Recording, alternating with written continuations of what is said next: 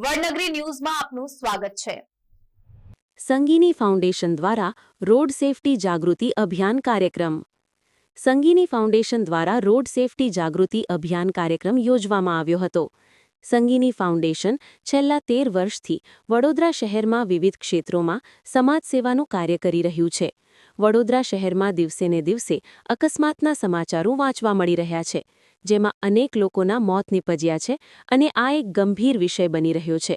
વડોદરાવાસીઓ road safety અંગે ચિંતા વ્યક્ત કરી રહ્યા છે, ત્યારે પોલીસ કે પ્રશાસન શું કરી રહ્યું છે તેની ચિંતા કર્યા વગર સંગીની ફાઉન્ડેશન જેવી સંસ્થાઓ આગળ આવીને લોકોને જાગૃત કરી રહી છે।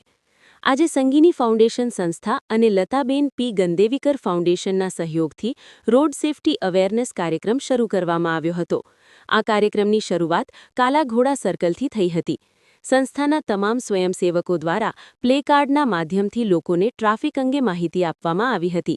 સાથે જ સ્વયંસેવકોએ વાહન ચાલકોને હેલ્મેટ પહેરવા, વાહન ધીમે ચલાવવા, આગામી તહેવારોને ધ્યાનમાં રાખીને ગાડી પર સેફટી ગાર્ડ લગાવવા અને દારૂ પીને વાહન ન ચલાવવા જેવી વિવિધ જાણકારી આપી હતી। પ્લેકાર્ડ દ્વારા લોકોને ટ્રાફિકના નિયમોનું પાલન કરવાની સલાહ આપવામાં આવી હતી।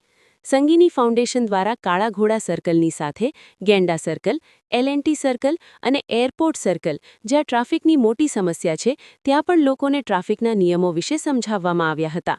સંગીની ફાઉન્ડેશનના અધ્યક્ષા માધુરી ઘોષ દ્વારા લોકોને અપીલ કરવામાં આવી હતી કે તેઓ સ્વેચ્છાએ પોતાના અને પોતાના પરિવાર માટે ટ્રાફિકના નિયમો અપનાવે। તેમણે વધુ પડતી ઝડપે વાહન ન ચલાવવા અને દારૂનું સેવન કરીને વાહન ન ચલાવવા પર વિશેષ ભાર મૂક્યો।